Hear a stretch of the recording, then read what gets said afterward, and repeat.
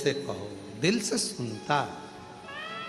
ये दुनिया के लोगों के लिए केवल शिव महापुराण की कथा है, केवल कथा। पर हम कहते हैं ये केवल कथा नहीं है, मेरा बाबा आपके बीच में आकर आपके दिल की बात सुनता। जब आंख बंद कर कर कथा के पंडाल में बैठकर श्री शिवाय नमस्तुभ्यम कहकर आप कहते हो मेरा सब दुख काटो और मौन हो जाते हो कुछ देर के लिए, और जब उससे अपने दिल की बात कहते हो ना, तब वो 3 महीने के अंदर तुम्हारी झोली भर ही देता। इतनी कृपा।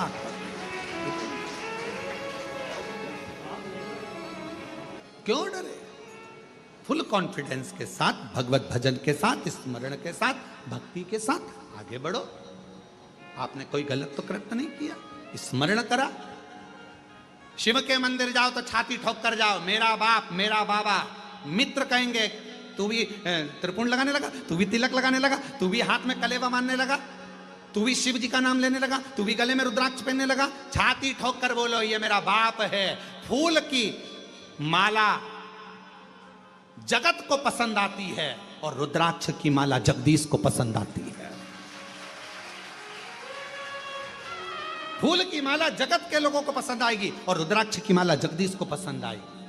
भगवान नारायण क्यों प्रसन्न रहते हैं? भगवान नारायण देते हैं कि बैकुंठ में जो आ रहा है ना, उसके गले में रुद्राक्ष की माला थी, नीचे मृत्यु लोक में रहा, उसके गले में लाल धागे में रुद्राक्ष पड़ा रहा, रुद्राक्ष पहनता रहा, शंकर को अपने गले में धारण करता रहा। शिव नहीं थे पर शंकर का रुद्राक्ष, शिव का प्रतिबिंब एक रुद्राक्ष उसके गले में था। नारायण प्रसन्न होते हैं। फूल की माला देखकर जगत प्रसन्न होगा, पर रुद्राक्ष की माला देखकर तो मेरा जगदीश प्रसन्न होता है, शिव प्रसन्न होते हैं, नारायण प्रसन्न होते हैं। ये रुद्राक्ष की माला, डरना नहीं, भय नहीं खाना। मोड़ आएगा, बचपन और जवानी के बीच में एक मोड़ आएगा, उसमें संभलना। अधेड़ी और जवानी के बीच में मोड़ आएगा, तुम्हारे पैसा आएगा, कमाओगे, मेहनत तुम करोगे, और मालूम पड़ा दूसरा आएगा, लाओ मैं वहाँ कर देता हूँ, लाओ मैं ऐसा कर देता हूँ, और मोड़ पर तुमने सावधानी नहीं रखी, मालूम पड़ा डूब जाएगा। फिर अधेड़ी और बुढ़ापे के बीच में एक मोड़ आएगा, बच्चे बड़े हो जाएंगे, बहुएं सब आ जाएंगी, तब एक मोड़ आएगा। आपस में बहू तुम्हारे स्वभाव से मेच नहीं खाएगी, सास तुम्हारे स्वभाव से मेच नहीं खाएगी। दुनिया में कौन है जो किसी के स्वभाव से मेच खाता है? 5 उंगली अपने हाथ की मेच नहीं खाती, अपने हाथ की उंगली मेच नहीं खाती, घर में सगे भाई मेच नहीं खा पाते, तो फिर सास बहू का मेच कैसे खाएगा? पर हमारी सास हमारी बहू हमको मेच कर कर चलना है, सावधानी से चलना है। मोड़ आया है, थोड़ा विवाद बढ़ेगा, क्लेश बढ़ेगा, पर उस मोड़ पर सावधानी रखना, क्लेश ना करते हुए थोड़ा अपनी बुद्धि से निकालते जाना और आगे बढ़ते चले जाना। ये वो मोड़ हैं जहां हम बर्बाद हो सकते हैं। तो अपने आप को संभालो, अपने आप को। कोई कहे ना ना ना, छाती ठोक कर कहो, क्यों मंदिर जाते हो? हाँ जाते। शंकर जी के मंदिर जाते हो? हाँ। श्री शिवाय नमस्तुभ्यम कहते हो? क्या सियोर वालों के चेले? नहीं, भले चेले नहीं है, पर शंकर का नाम लेने में पीछे नहीं हटते। श्री शिवाय नमस्तुभ्यम हम क्यों ना बोले? श्री शिवाय नमस्तुभ्यम। कई लोग कहे मंत्री नहीं है, मत होने दे, तू शिव पुराण पढ़ ले। हमने तेरे से पूछा क्या, हम क्या बोलेंगे? मेरे माँ बाप ने मुझे जन्म दिया, तूने तो नहीं दिया। मेरे माँ बाप ने मेरी परवरिश करी, तूने तो नहीं करी। मेरी पढ़ाई का खर्चा मेरे माँ बाप उठाते, तू तो नहीं उठा रहा। मेरा खाना पीना मेरा पति और मेरे माँ बाप करते हैं, तू तो नहीं देता। तो फिर मैं तुझसे क्यों पूछूं कि मैं श्री शिवाय नमस्तुभ्यम जपूं कि नहीं जपूं? मेरी मर्जी, मेरा मन, मेरा मन। मेरा घर तू चला रहा है क्या? मुझे तू पढ़ा रहा है क्या? मेरे घर का खर्चा तू उठा रहा है क्या? मेरा कपड़ा तू दिला रहा है क्या? मेरे हाथ की घड़ी तू दिला रहा है क्या? तू मेरा खर्चा उठाना चालू कर। एप्पल का मोबाइल दिला, हैंडसेट दिला, मैं श्री शिवाय नमस्तुभ्यम नहीं बोलूंगा, तेरा नाम बोलने लगूंगा, उसमें कोई सी दिक्कत वाली बात है? मेरे घर का खर्चा तू उठा ले। जब मेरे घर का खर्चा मेरा महाकाल उठा रहा है तो श्री शिवाय नमस्तुभ्यम बोलूंगा। कर ले जो बने। मेरा मन, मेरा शिव, तू तो खर्चा नहीं उठा रहा, मेरे माँ बाप ने उठाया।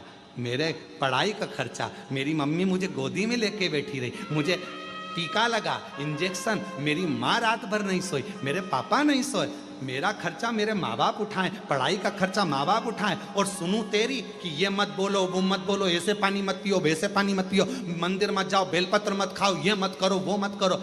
मेरा मन, मैं अपनी खुशी से जिंदगी जीता हूं, किसी के अधीन होकर नहीं जीता। इसलिए श्री शिवाय मेरा मन भगवत भजन में पीछे। शिव कथा भगवान शंकर का प्रतिबिंब कथा, वो कथा 9 तारीख से 15 तारीख तक चलेगी, फिर 17 तारीख। आनंद कार्तिकेय जी का छठ का प्रयोग कर रहे हो तो उसमें आपका विश्वास, आपकी मेहनत, आपका परिश्रम भी होना जरूरी। परिश्रम, आपकी मेहनत होना जरूरी। शहद वाली बेलपत्र शिव जी को लगा रहे हो तो उसमें आपका रात दिन की पढ़ाई होना जरूरी है। सब संघर्ष, मेहनत, बल आपका। फिर देखो शिव कैसे ना कृपा करे।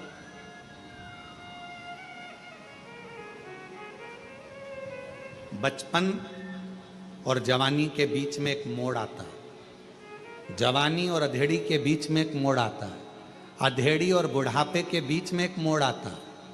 और शिव महापुराण की कथा कहती है जब जब मोड़ आए तो थोड़ा सावधान हो जाओ।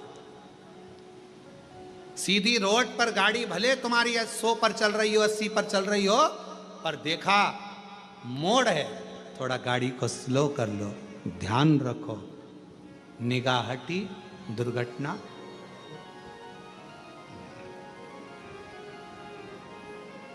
गाड़ी कहां पर लूटती है?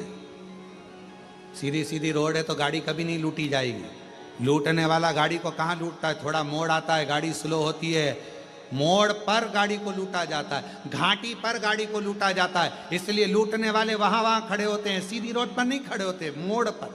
उसी तरह बचपन और जवानी के बीच में एक मोड़ आएगा, जिस मोड़ पर तुम्हारे को ना जाने ऐसे ऐसे मित्र मिलेंगे, ऐसे ऐसे दोस्त मिलेंगे जो तुम्हें गलत गलत जगह पर लेकर जाएंगे। उस मोड़ पर सावधानी रखना, कहीं बिगड़ मत जाना, नहीं तो बचपन जवानी सब समाप्त हो जाएगी।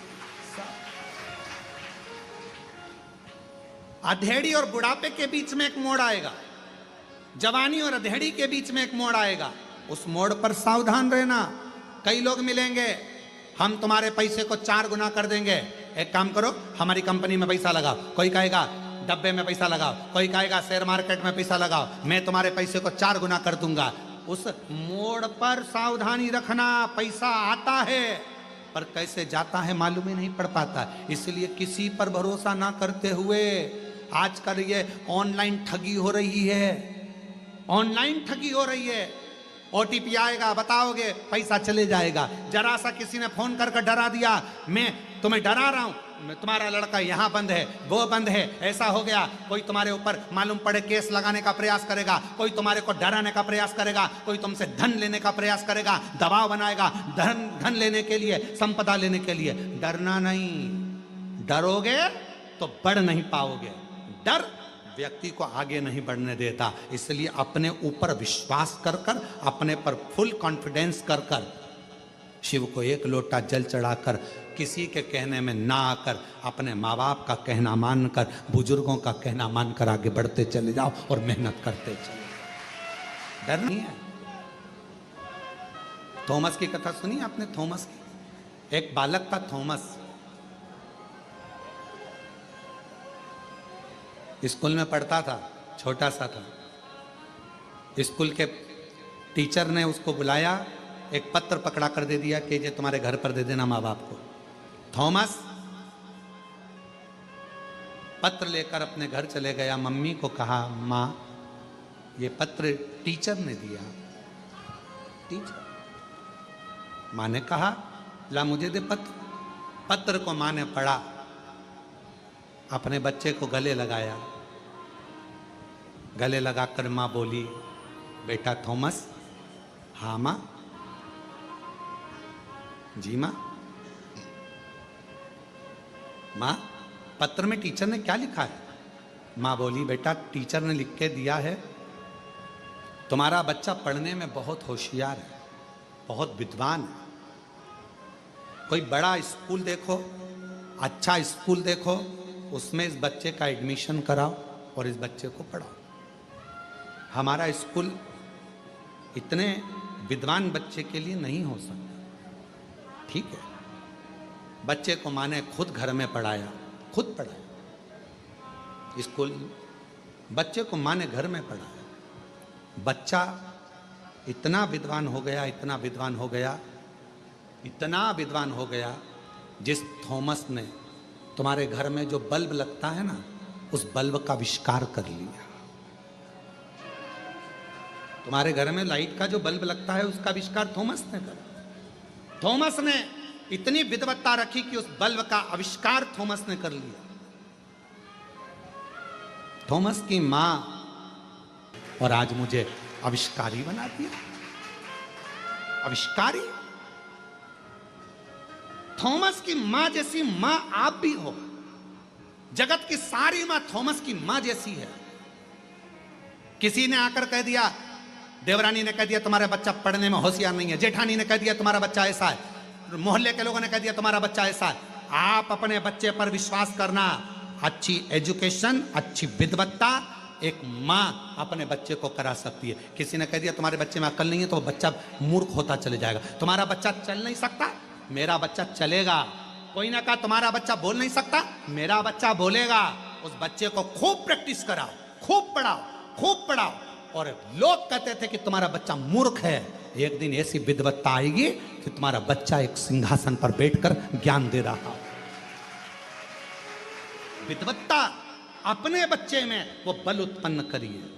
तुम दूसरे ने कह दिया तुम्हारा बच्चा तो विकलांग है, चल नहीं सकता, तुम्हारा बच्चा तो ऐसा है, तुम्हारा बच्चा तो पढ़ नहीं सकता, तुम्हारा बच्चा तो मूर्ख है, इसमें अकल नहीं है, मैं स्कूल से निकाल दिया। ये ना ना ना ना, पढ़ाओ। माँ में वो बल होता है कि वो माँ एक कांच के टुकड़े को तराश कर भी हीरा बना देती है। हीरा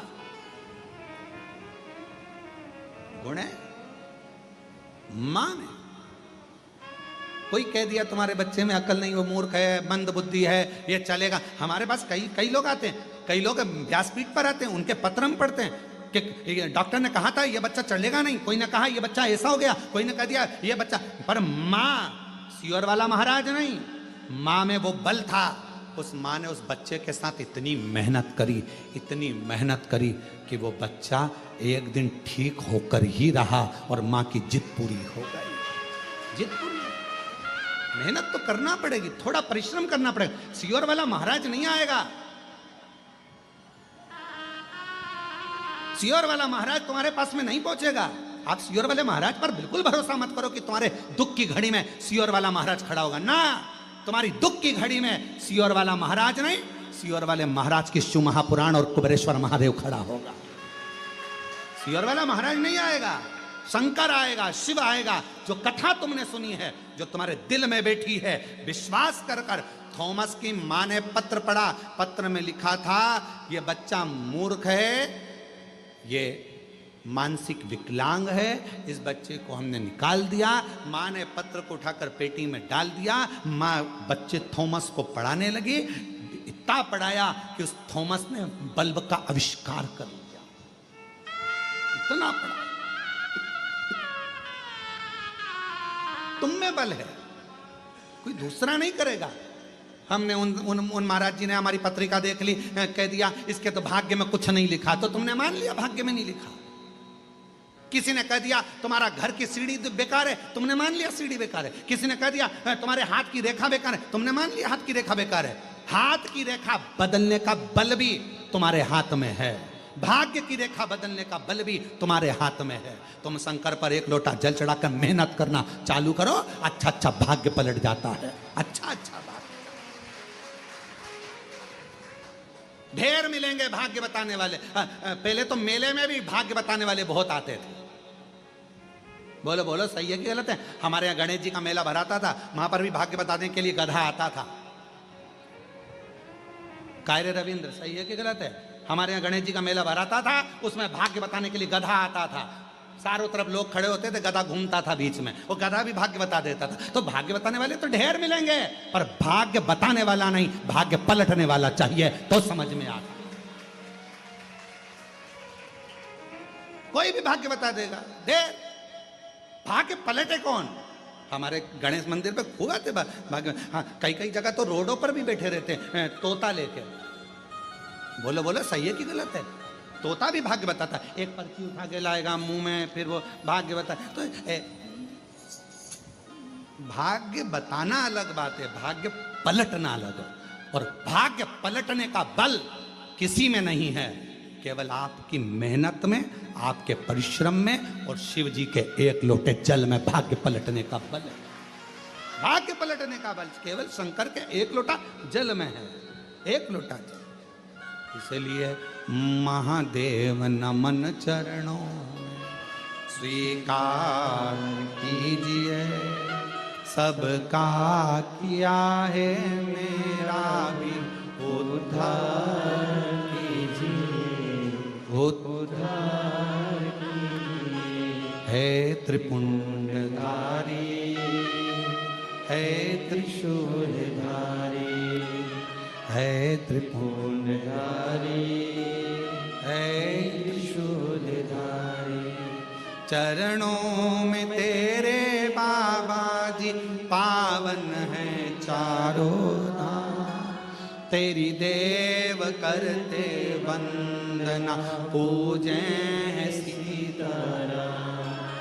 हो जाए पूरी कामना, हो जाए पूरी कामना, उपकार कीजिए, सबका किया है मेरा भी उद्धार कीजिए, उद्धार कीजिए। है त्रिपुंडधारी, है त्रिशूलधारी, है त्रिपुंडधारी, है त्रिशूलधारी। आप शिव पर आश्रित होकर तारका सुर के मारने के लिए षडानंद कार्तिक प्रकट हुए। कार्तिक 6 मुख हैं, 6 मुख। कितना सुंदर कहा है। कर्जा हो गया तो 6 बल को 6 गुना करो और उतनी मेहनत करो। बल को 6 गुना करो और मेहनत करो, परिश्रम करो।